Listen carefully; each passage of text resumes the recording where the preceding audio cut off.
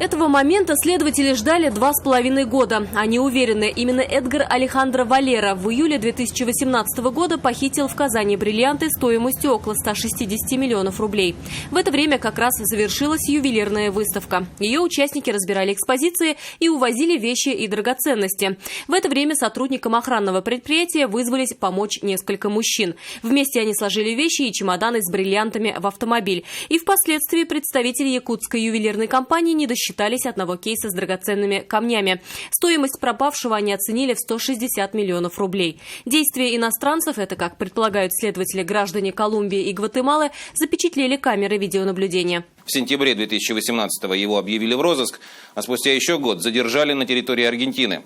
Несмотря на попытки адвокатов обвиняемого помешать экстрадиции, Генпрокуратуре России удалось добиться принятия положительного решения. И вот сегодня фигуранта под конвоем доставили в Москву для привлечения к уголовной ответственности.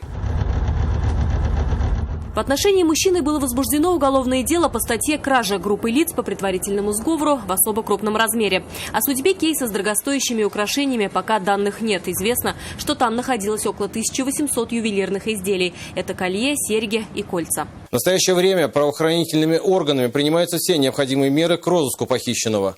Следствие рассчитывает получить ответы на вопросы об обстоятельствах преступления, в том числе и о судьбе похищенных бриллиантов, в ходе допроса задержанного после его этапирования в Казань. Расследование продолжается и находится на особом контроле прокуратуры. На время следствия уроженец Колумбии будет находиться в России за решеткой. Айгуль Бадрудинова, Айрат Назипов, Вызов 112.